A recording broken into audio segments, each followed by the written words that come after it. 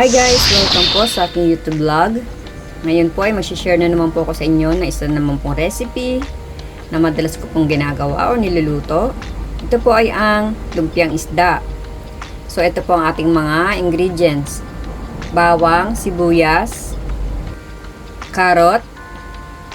Gagamit din po tayo ng celery, itlog. Depende po sa inyo kung isa or dalawa po ang gagamitin ninyo. At ito po ang aking leftover na tuna. Pinaksiw ko po yan noong nakaraan. Mas masarap po gamitin yan sa mga gantong lumpiang isda. Hihimayin ko lang po yan mamaya. At ang lahat po ng ingredients natin ay hihiwain ko ng maliliit, ng pino. At pagkasama-samahin lang po natin. Kailangan din po natin dito ng ating lumpia wrapper po. Kailangan po natin yan. 2 balot po ang binili ko. 10 po ang laman niya ng bawat isang balot. At lalagyan din po natin ng oyster sauce, asin, at paminta. Yun po ang aking ginagamit na ingredients. Keep on watching guys para malaman nyo po kung paano ko po ito ginagawa. Ito na po guys ang ating ingredients. Hiniwa na po natin ng maliliit. Ang bawang, sibuyas, carrots, at celery. Ito na rin po ang ating tuna na hinimay-himay ko ng maliliit. Atin lang po itong pagsasama-samahin ang mga ingredients. At lalagyan po natin ng asin, oyster sauce at paminta. Bawang. Andiyan na din ang ating sibuyas. Andiyan na rin ang ating carrots at celery. Lalagyan na rin po natin ng itlog. 1 piraso po muna. At titingnan po natin kung dadagdagan pa natin o hindi na. Lalagyan ko na po ng konting asin. Konti lang po muna. At tatansyahin po natin. Dadagdagan na lang natin kung medyo kulang. Paminta. Durog po ang gagamitin. So guys, naubusan po pala ako ng oyster sauce. So alternate po natin ay toyo. Konti lang po. Kikuman po ang gamit ko. Toyo po ng Japan yan. O kahit naman po saan, merong nabibiling ganyan. Pero mas okay po kung oyster sauce ang gagamitin. Mix lang natin guys lahat ng ingredients. Yan, halu-haluin lang po natin. Pwede nyo rin pong kamayin to kung gusto nyo po. Basta po malinis lang ang ating mga kamay.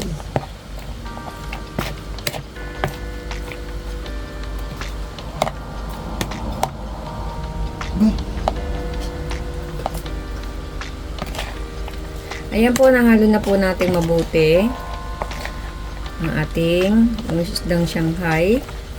Titikman ko po kung okay na po yung lasa nito. So ito na po guys ang ating lumpia wrapper. Lalagyan na po natin ng ating pinagsama-sama ingredients para sa lumpiang isda. Yan, tatansyahin nyo na lang po. Kayo na pong bahalang magtansya nito. Kung gaano po karami ang gusto nyo.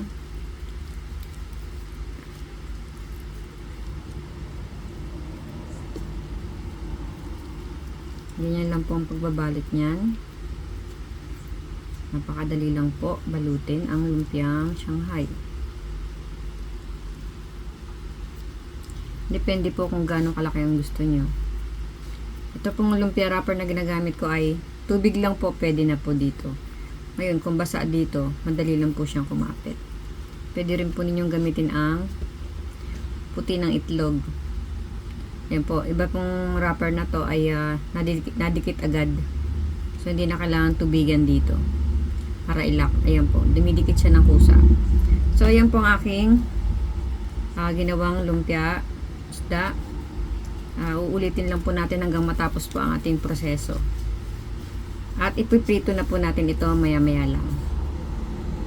At ito na nga po guys ang ating lumpiang isda. Nakagawa po tayo ng 20 piraso.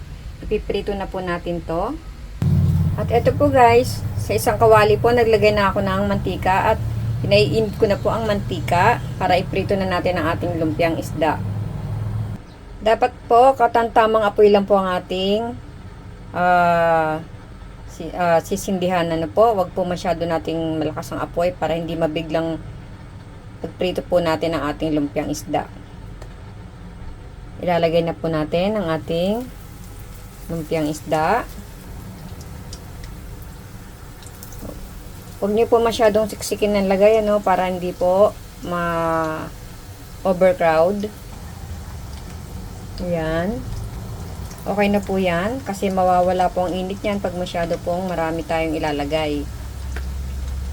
Kung meron po kayong tong, mas maganda po gamitin yan pagka po ay nagbabalibaligtad kayo ng inyong lumpia.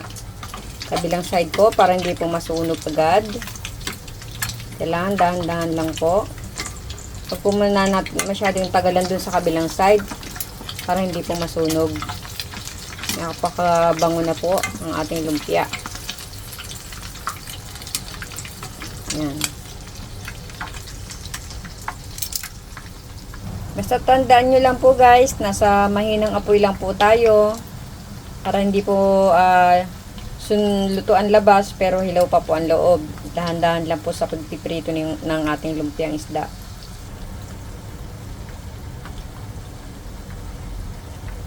At ito na nga po ang ating first batch ng ating lumpiang isda na naluto. Sinasala ko lang po yung mantika, kaya dyan po siya nakalagay sa drainer para po tumulo ang mantika. Ito ang ating second batch. Bali, piprituhin ko na lang po yan hanggang sa matapos po lahat at ready to serve na po. Ayan na nga po guys ang ating lumpiang isda. So ayan po, try nyo na po kung paano po lutuin. Sigurado pong masasabi ko po sa inyo na masarap po ang lumpiang ito. Paulitin ko po guys, mas better po kung meron kayong oyster sauce.